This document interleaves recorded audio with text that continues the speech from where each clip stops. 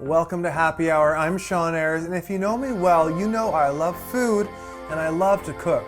So I couldn't be more excited about today's special guest. When it comes to vegan cooking, you can't get better than North America's best-selling cookbook author and content creator, Lauren Toyota.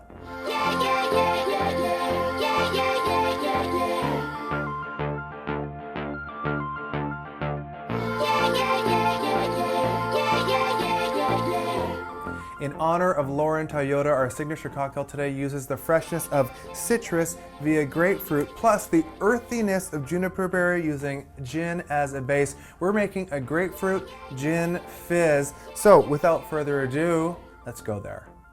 First, we start by adding 2 ounces of your favorite gin, and today we're using Aviation Gin because, well, hometown boy Ryan Reynolds, say no more.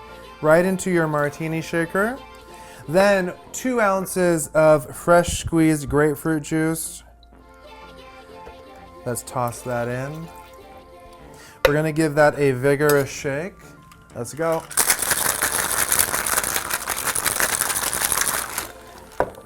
Beautiful. Right into our rocks glass.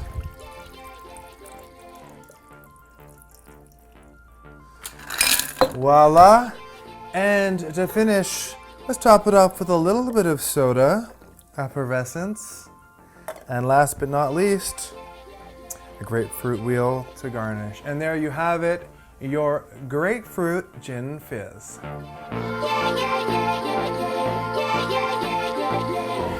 Hello, hello, welcome to the show, Lauren. Hi, Shawn, thanks for having me. Oh my gosh, thank you so much for being here. Cheers to you. With the grapefruit gin fizz. I'm excited about this, so refreshing. Okay, try it. How is it? How did we do? Yeah, I mean, grapefruit and gin is one of my favorite things combined. I heard that through the grapevine, so in your honor. Listen, Lauren, I'm so happy to have you on our happy hour. And it's so nice to have this FaceTime with you. First of all, I'm so excited about this episode because not only am I a huge fan of you and your work, and have been for a very long time, but I'm so excited because later in this show, and viewers, you'll want to know this, Lauren is going to be teaching us how to make one of the recipes from her new cookbook. So stay tuned for that. So first, a big congratulations to you on your newest cookbook, Hot for Food All Day. I have a copy right here. Yeah, thank you so much. Oh, absolutely. It's a beautiful book, so many incredible vegan recipes. We're going to get all into that throughout the interview.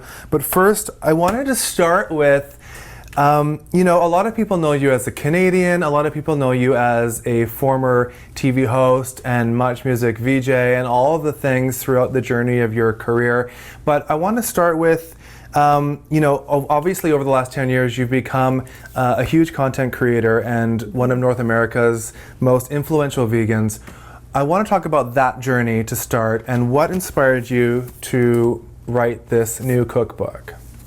I mean, when I went vegan, when I was trying to go vegan, just around 2009, 2010, I was still working in television. So I was always keeping it kind of quiet and just something I knew and that I was doing in my personal life, but I wasn't really broadcasting it to the world or like on television. And that journey initially took about 3 or 4 years until I felt really comfortable sort of, I say like coming out of the vegan closet because, you know, you're faced with so many like, social faux pas and people asking weird questions and you just kind of don't want to deal with that. But it was really when I started vocalizing my ethics and my beliefs and what I stand for as a person who has a vegan lifestyle. That's when Hot for Food really started to transform and actually feel like something. You know, I had an Instagram that was growing on the side and I was doing a blog on the side, and yet I was still on television. And so eventually, you know, things at Bell Media and Much Music started to sort of fade away, you know, because of digital media. And so they made a lot of cutbacks, and I kind of just jumped right from, you know, losing my job at Much Music, which truthfully was a huge, huge blessing and a huge, huge door opening. And I left that day really excited about devoting my time and my full-time job and work hours to really growing and building Hot for Food into something that could sustain and that could also expand into, I didn't think I would do a cookbook, but once I grew a big YouTube following, it sort of just made sense. And so yeah, I did one cookbook already that came out in 2018, and then that's my second cookbook, Hot for Food All Day. So it's really crazy. It's only been since 2014 when I started doing this full time. So 7 years, and so much has happened. And I think that's funny because that's like the speed at which the digital media landscape forces you to have to do, whereas television always felt like it was so slow, Yeah, no, absolutely. I mean, the trajectory, and I've been watching you obviously since the early days when you were on air in Vancouver, which is where I'm filming from right now, where I am from. Obviously, you're from Toronto, for those who may not know or who know. You are in LA right now, though, correct? I am, yes. I moved here in 2019. Yeah, I love it. So we'll talk about that a bit later too. We're both on the West Coast right now, and it has been a quick trajectory. I must say. I mean, from when you left Much Music to leaning into content creating and your blog, Hot for Food, which I'm just gonna say, I mean, let's throw some stats out there, but you have almost 500,000 followers on YouTube, am I correct? Yeah. Mm-hmm. Which is incredible, and I just obviously am prepping for the interview. You're the second most popular vegan content creator on YouTube with those numbers, which is really outstanding. I mean, how does that make you feel? Like, how does that resonate with you to know that? Well, I'm not gonna lie, I'm a bit of a overachiever, so I certainly like that is where things have kind of ranked, considering I work really hard. I think if you ask a lot of people that know me, they would say, oh, she's like one of the hardest working people I know. So although I'm not like working toward achievements or awards or accolades, and I really didn't keep that like social follower count in mind when I was doing this, and I think that's kind of the secret, where if you become too number obsessed, you sort of work against yourself. Of course everyone says you should be doing it because you love it, you're having fun, and for me it was just this really big creative outlet for me that didn't have in television. I didn't feel like I was really that creative, but it's because I didn't have the type of environment that really nurtured that.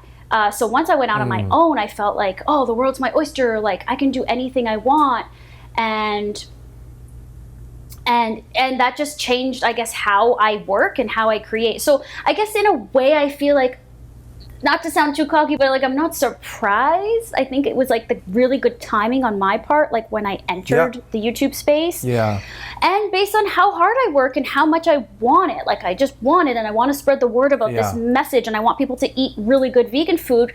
I'm proud of myself, and I think it's great. But it's also like that doesn't totally matter, but it certainly helps be able to run this as a full-time business. So, Lauren, I wanted to ask you, what inspired you to first become a vegan?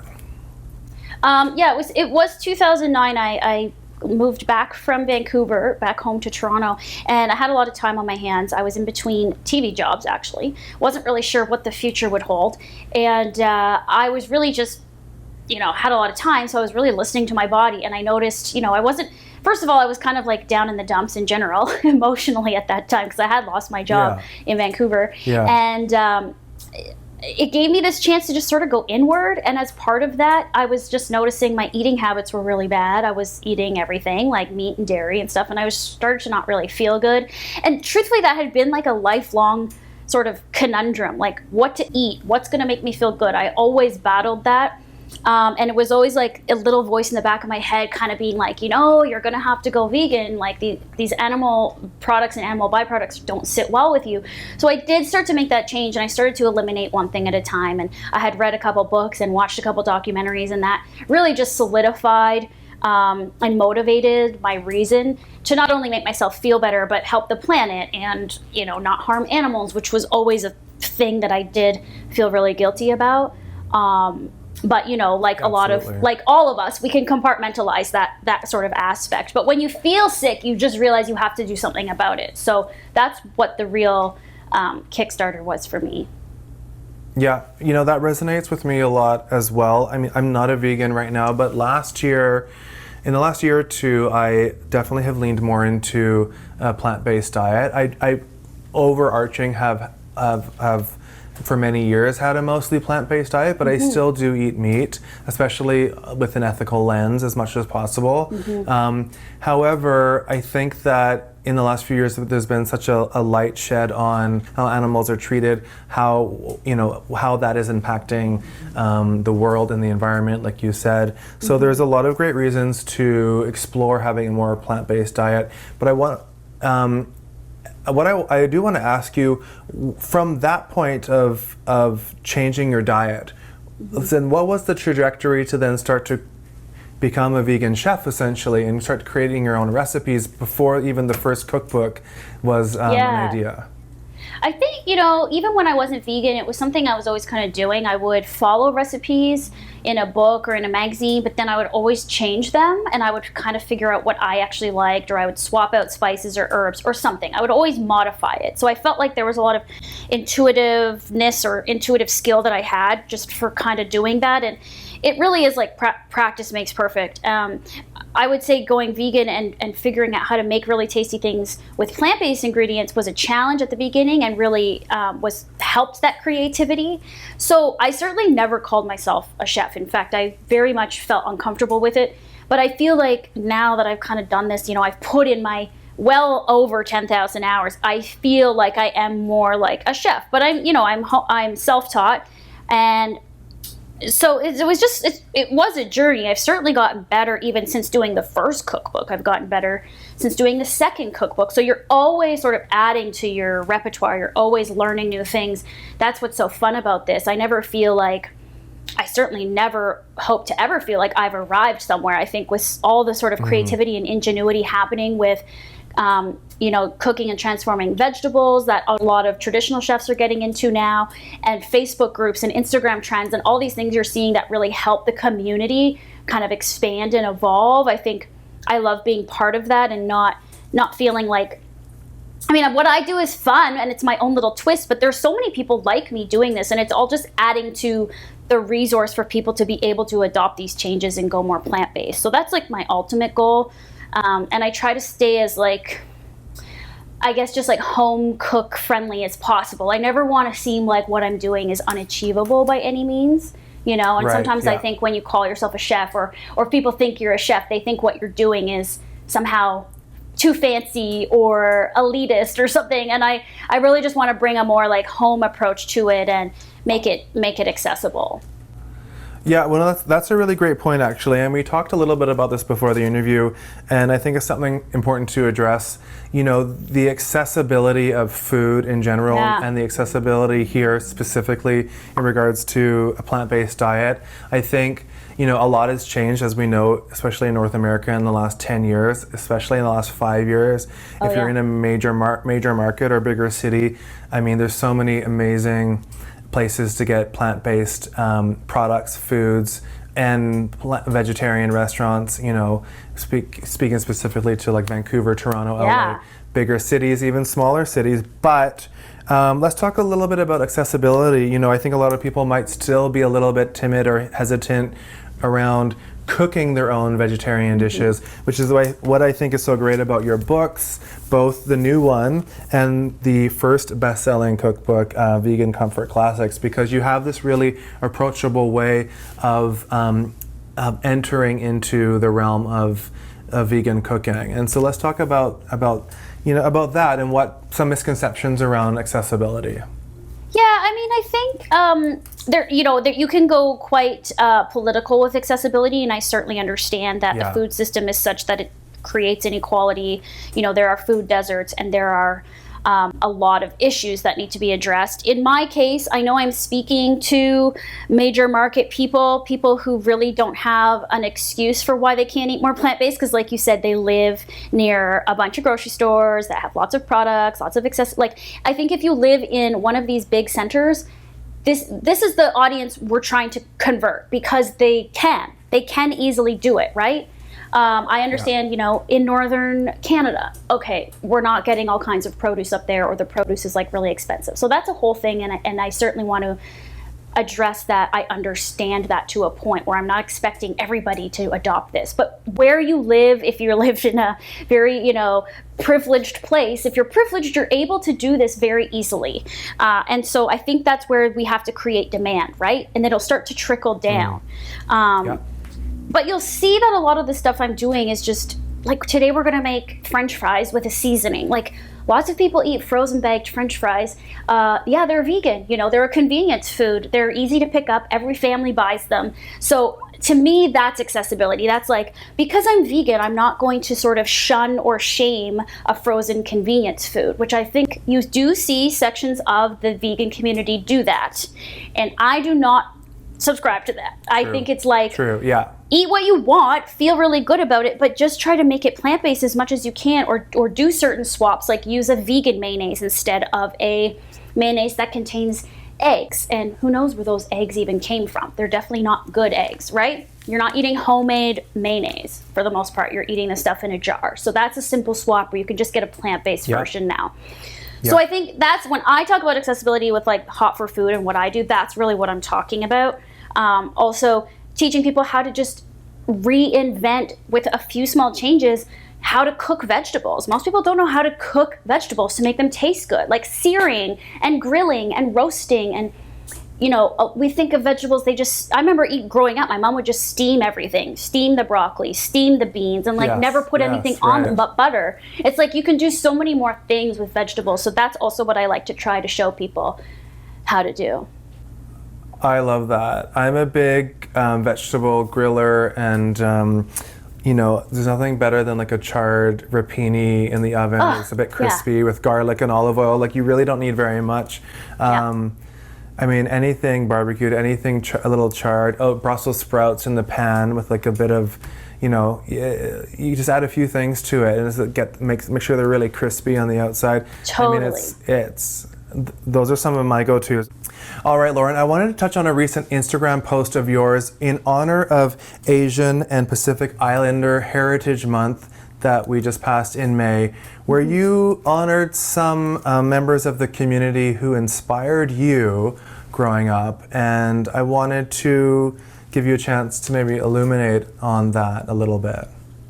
Yeah, I mean, when, reflecting on so many things during that month, just because social media, did a really good job at, I think, given the events of 2020, these types of things are being talked about a lot more on social, which is great. And so it just prompted me to reflect on one small part of my own experience, which was just, the reason I sort of gravitated toward wanting to be in the media, or wanting to have, it's hard to sort of figure out why I wanted to be there. But I remember watching Much Music and seeing Sookyun Lee, who's definitely one of my inspirations, and seeing an Asian person on screen on a really popular mainstream national channel, being a weirdo, being quirky and herself. And because I felt like such an outcast and othered, I just really resonated with that. And I thought, well, if someone like her can do it, then somebody like me can do it. And, I really wanted to be a Much Music VJ from the beginning of high school. And of course everybody did, but it's I was like, no, I'm going to do it. And I held that vision, and it happened. And I don't, without seeing myself on screen like that, like someone who looked like me, that idea maybe never would have popped into my head. So I do think that when we talk about representation, it is so, so, so important.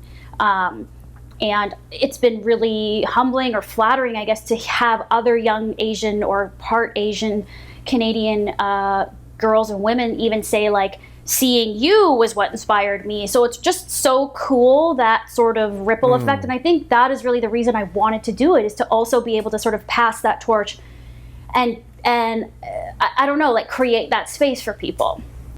No, I love that. I think it's such a cool full circle moment for you. And I was going to say, there must be so many young humans, people, female and male and everything in between, who looked up to Sookyun, as did I, even growing up and working in TV and the media, and seeing something in her, like you said, that was other and a little bit different and and cool and and I can sort of that resonates with me. But now with your journey in TV and media, and now with what you're doing, there must be so many people, kids, young and old, that have looked up to you and that you've inspired as well. So that's really rad.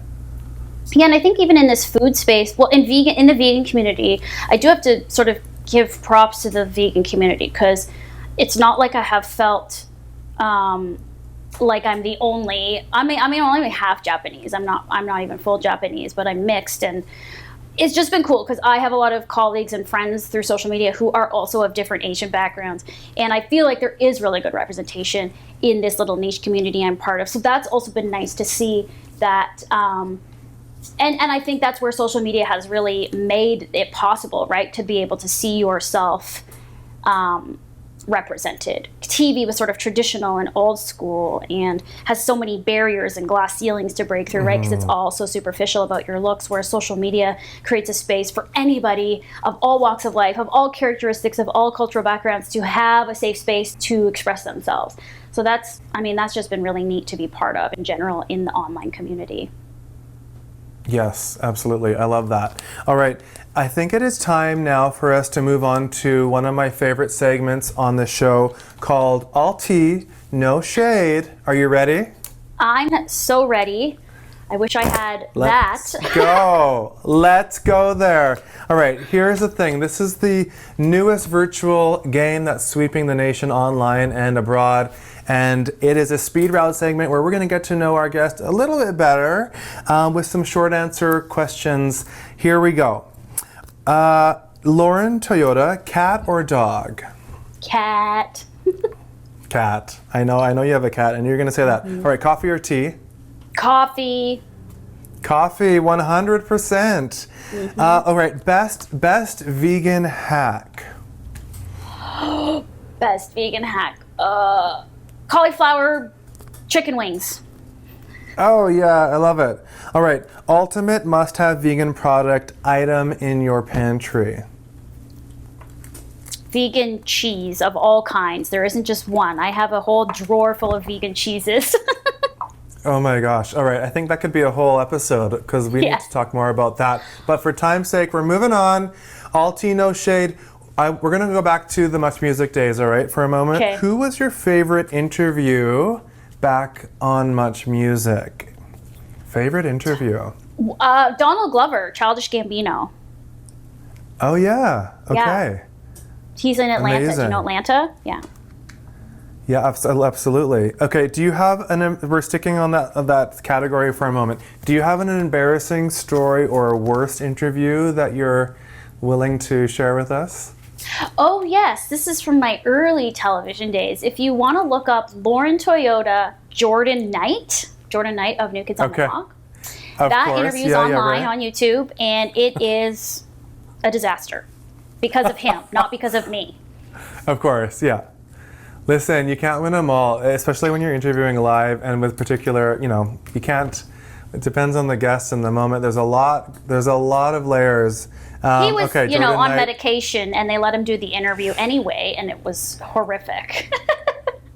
Okay, as soon as we finish this, I'm gonna Google. All right. Yeah. What is the best or last book that you've read? I read Ishmael. Daniel Quinn, I think, is the author. Ishmael. It's about a gorilla that sort of speaks to this guy. It's really cool. Ishmael, okay. I'm going to also look that up. I'm not familiar, but I love it. All right, let's do two more from All Tea, No Shade before we move on and get cooking in the kitchen. What is your biggest pet peeve when it comes to food? So many things. Okay, pick one for now. Oh, God. One pet peeve. Probably like when you go to a restaurant and their vegan option is just one of the menu options with all the good stuff eliminated out of it. And then they don't substitute it with anything. Come on, people. That should just be Come banned. on. Come on. All right, last question of the segment. I'm going to ask you, all right, so we're talking about post-COVID times, and that's percolating now and in the near future, depending on when you watch this. What are you, Lauren, most looking forward to in the year post-COVID? Probably like going on a vacation, like an actual trip, like to Europe, which is sort of like on the books, but like it's a bit of a wait and see still. Yeah. So Yep. I'm hoping that that will be the thing I get to do sort of post-COVID in these times, in the summer of 2021. Yes, I love it. I love it. All right, we're gonna toast Yes. to that trip, and we're gonna meet back in the kitchen for a cooking segment. Let me see you there. All right, Lauren, I am so excited. Listen, this is actually our very first live cooking demo on the show, so I'm gonna let you take it away. What are we making today? Okay, I'm honored. Yeah, we are going to make from my new cookbook, Hot for Food All Day, the Tokyo street fries. So it's basically frozen French fries, shoestring fries, easy, convenient, but we're going to make a really great custom seasoning. So this is a Japanese-inspired flavored seasoning, and it starts with roasted seaweed. So you know the seaweed snacks you can get in the grocery store? You're going to want to get a pack of those and use exactly, those. And I love this spice grinder. So this is actually my coffee grinder, but it comes with a spice grinder insert. And this is kind of an important tool in general if you want to make, you can make all kinds of seasoning mixes with dried herbs and seeds and stuff. So you're going to process the dried seaweed, just break it up into the spice grinder and then get it into a fine sort of crumb, I would call it, so that it's very small pieces. And then you'll see here that you'll just want to take it out and separate it so that you can add the remaining ingredients and then blend those together in the spice grinder. So to the seaweed, we're gonna add black and white sesame seeds. And the flavor of these sesame seeds really comes through when you grind them up. When they're whole, they almost are like, they don't taste like anything, right? Yeah. I love it. I love dehydrated minced onion. I also love onion powder. So if you don't have this sort of dehydrated minced onion, you could use onion powder. Add that to the spice grinder. Nutritional yeast, which is an important vegan ingredient. It's also just an important ingredient for anybody because it's a flavor enhancer. It tastes delicious on its own, but it makes other things sort of pop and taste good as well. Almost like a very natural MSG. It's got the same, components as that. And we're gonna add some sea salt as well. Salt's important because this is a popcorn mix, of course, right? So, Lauren, as you're putting the spice mix together, I already have mine here for the sake of television. You go ahead. Okay, yeah, I'm just gonna make a little bit of noise, but it's very quick. Let's do it. Let's go there. Make the noise. I'm gonna have a sip of my grapefruit gin fizz here. You already made yours. Did you find it pretty easy to throw together? Yeah, it was very easy. Yep, I made it the night before in prep, and I used my same grinder at home. And what I was surprised was that how much oil comes out of the seaweed, the dried seaweed, which is really nice. So that smokiness, and then there's the sesame. The oil's kind of nice to have on it because that's what helps stick it to the French fries. It also helps stick it to your popcorn if you're going to make homemade popcorn, which I show you how to do in the cookbook. So you're going to have lots of this seasoning. So you can either make a few plates of fries. You can store this in a cool, dry place just with your other spices. It'll keep for quite a while. And that's what I like about it is you can add this to other things. I also love sprinkling it on brown rice if I'm going to make kind of like a rice bowl or a sushi bowl with tofu and vegetables and stuff. Oh, yeah. Well, it smells amazing. So there's our seasoning. Yeah, you just combine the seaweed with the other things. You just blend it up. So you can just set that aside. Okay. And then your fries would be baking, of course. You've got yours baking or out of the oven, as do I. Yes. Quickly, while they're just finishing off in the oven, you can put together a very quick aioli. Now, you could make a more fancy aioli. You could add a squeeze of lime in here if you really want, but to keep it really easy, I just did vegan mayonnaise and sriracha. So just combine those two things together. Okay, so I gotta confess something really quick to you. I am a huge hot sauce aficionado. Everything I put hot sauce on almost everything. So I've also, as per your recipe, pre-made my sriracha mayo that you're doing right now. And I have to say, I mean, I guess there's that age-old question. Once you go sriracha mayo, do you ever go back? I mean, do you like sriracha, or do you think it's the poor man's hot sauce? No, I love sriracha. There's 3 staples in my fridge in terms of hot sauce. One is, and 2 of them are the Rooster, the Vietnamese brand of the hot sauce sriracha brand. So there's the sriracha, which I use. I also use the garlic chili oil by the same brand that you know. And then I have my other third, and they're different flavor profiles, so I use them for different things, and I know you know what I'm saying. The third one is the Valentina. Oh, yes. Valentina, I'd like to keep it on, please. It's like, that's my other hot sauce that is my keep go-to. It on, please.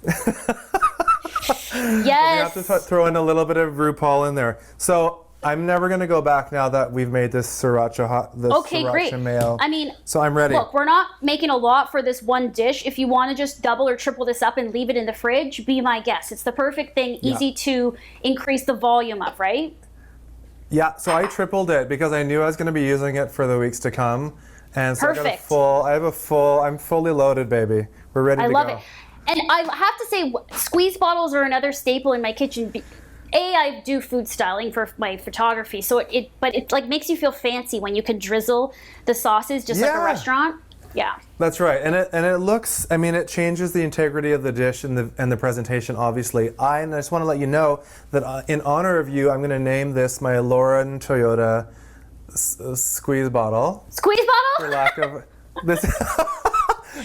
My Lauren Toyota dressing vinaigrette bottle, because I bought this just for you, just for today, just for this episode. So okay, let's go. But you're gonna use it a lot, I guarantee it. That's what I mean. I'm gonna think of you every time I use it. All right, what's the next step? Let's. Okay.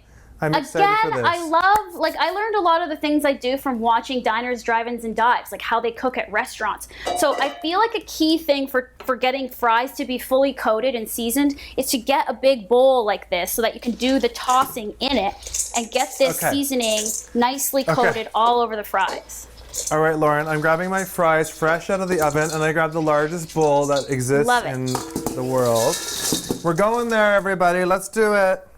And it's all about these sounds. Like, that sound is so satisfying to me. The fries going into the metal bowl. All right, here we go. So what's next? You want anywhere between like 2 to 3 tablespoons of seasoning. You can just throw a couple spoonfuls on. Okay, I'm gonna eyeball it over here. Now, Shawn, you're gonna do like the real chefy thing, but I'm gonna put a lid on because I don't know how to do the toss. Well, I'm gonna try. We're gonna see what happens. Listen, things are about to get very interesting here. Ready? Let's see what happens. Okay. Good. Looks like he's doing it. Oh yeah. We're tossing. I can just go so much more vigorously because I have a lid. Yeah, no, you can. I lost a fry, but we're okay. It's looking good. We're looking great. All right. Not bad, eh? All right, fries are tossed. What's the next step, Lauren? Now, big plate. Okay. Nice big plate, and you can really just dump them out onto the plate. Fab. Oh yeah, these smell so good. And I'm very hungry, and I have to say, this is also the perfect happy hour snack. I haven't tried it yet, but I can already tell this is going well with our grapefruit gin fizz and any cocktail, really. Okay, so we have them plated. We have them plated, and it's just very simple. So you're just gonna take your aioli and do the drizzle, the magic drizzle. Like, you can be very generous with this. So I like doing a lot of back and forth on here. Oh yeah. We may get some sounds happening here. Oh yeah, this is the ticket right here. We're going big or we're going home? I like the plate you're using, yes, big platter. And then I just like some freshly chopped green onion. Right, okay, I'm gonna chop some up Ideally use the green quickly. parts. Yeah, use the green parts. Okay, do you prefer the green or the white? I never know when I use green onion, but I do love to use it in my cooking. Look, it doesn't really matter, but I feel like in this case, because we're eating it raw, I like mostly just the green or the light green. I save the white for when I cook. I just throw the white parts chopped up in a stir fry or something. Okay, here we go. Green onions going on top. Oh my gosh, this looks Love it. And then I just do another little good. sprinkle of like black sesame seeds or black and white, whatever you'd like, just to, garnish, make it pop. Yep. And then even if you wanted to just take another pinch of seasoning to just get even more flavor on there, you could do that too. Oh my gosh, this looks so good.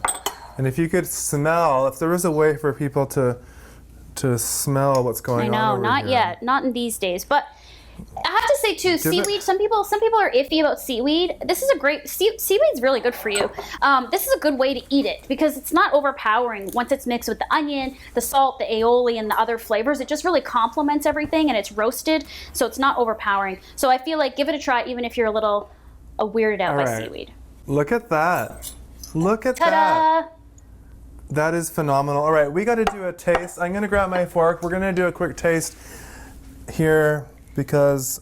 You could use your fingers, but because of the sauce all over, I like fork. I like skinny fries with a fork, personally. If these were thick cut fries, I'd eat it with my hand. Okay, we're going there. Mm-hmm.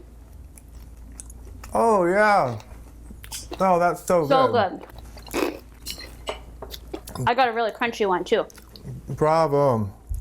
Oh my gosh, I'll be making those again. Those are gonna go down fast. As soon as this interview is done, I'm gonna be devouring those. All right, Those are Lauren Toyota's Tokyo Street Fries to be exact, from her new book, Hot for Food All Day. Listen, before we wrap up this interview, and I feel like we're gonna have to have you back on because we could talk for hours, but we have a segment of the show that we always end on. And I'm going to pass it over to you for the last minute or so. It's a segment we call Community Crush, where basically we pass the mic to our guests to go off about someone in their community, about someone in their life that is inspiring to them or who's doing the work. So I'm just going to pass it over to you. And Lauren, you can take it away for our Community Crush. Okay, well, I'm dedicating my community crush to my best friend, Natalie Matthias. She's in Toronto right now. I miss her dearly. We have worked together. Obviously, we're really good friends. We've traveled together. We've done so many things. But she runs her own business as a meditation coach, healer, teacher. She's just a very magical person. She's doing the work, as you say. You could interpret that in so many ways, but she's just so compassionate, so inclusive, so considerate, so empathetic. I really look up to her in terms of her softness, her grace, her light, like all that she embodies. I find myself, I'm a little bit harsh. I'm a little bit jagged, edgy, but Natalie is just so... I get it. Do you know what I'm saying? Yeah, and so that's why we make a great pair as friends, but also I just admire her for the work she's doing in the world. You can go to her website, nataliematthias.com, or follow her on Instagram, natalie.matthias, and you can even sign up for private meditation coaching. She's got a membership program where you can sign up called the Mangrove Grove, where we can do weekly meditations with her. She's helping a lot of workplaces kind of go through this sort of post-COVID work environment thing where self-care is actually now very important to the workplace. So she's doing corporate meditation sessions with people. She's just honestly so incredible. She has a son, so she's a single mom. She's just incredible. So that's who I dedicate this to. Go follow her. If you need some healing, if you need some solace in your life and some good vibes, Natalie is the woman for you. Oh, I love it. We're going to put a link to Natalie Matthias's page and info and details below. And I don't know if you knew this, but I actually used to work with Natalie years ago when I lived in Toronto. We worked together at a restaurant back in the day, and I can concur. I love that. I love that she's your community crush. She is. I can just add on really quick that she is one of the most magical, beautiful energies in terms of humans that I've ever met. It's unmistakable, undeniable when you meet her. So I love that. Cheers to Natalie. Oh my God, I love the serendipity of me picking her, and then you also knew her. So that I think was meant to be 100%. It was an MTV moment. Well, cheers to Shawn. that. Yes. Lauren, thank you so much for everything. Thank you for cooking for us. Thank you for being on the show. Obviously, can you please, before we wrap, tell everybody where they can find you, how they can connect with you, etc. on social? Well, I'm easy to find if you type in Lauren Toyota. But yeah, if you want to see the food stuff, go to Hot for Food blog. .com. Go to @hotforfood on Instagram. I'm now dabbling in TikTok, which is tough. Hello. Yeah, and my YouTube channel. I have 2 YouTube channels, so you can look up my name. You can look up Hot for Food, and so many videos will come up. So if you've never watched any, you have a lot of binge watching to do. Oh yeah, you could do a full. There's a full marathon waiting to happen. If you liked what you saw here, this is just the tip of the iceberg because there's a lot of content. And pick up a copy of Lauren's new book, Hot for Food All Day. It's so beautiful. I can't wait. There's over 120 recipes here. I can't wait to spend my whole summer making all of these recipes. I'm going to be sending you messages and updates as I go. Please do. Yes, and I'll mention every recipe has a photo, which I think is an important selling feature, so you know exactly what the food's supposed to look like, and it's delicious. I noticed that, and I love that, including today's recipe for the Tokyo Street Fries. All right, my friend, thank you again so much for being on the show, and I look forward to doing this again very soon. Best of luck and much success to you. Thank you, Lauren. Cheers. Cheers. Had such a good time. Thanks, Shawn.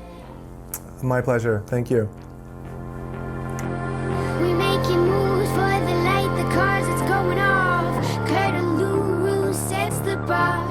Freedom makes it, courage takes us home. We making moves for the light, the cars, it's going off. Curtaloo sets the bar. Freedom makes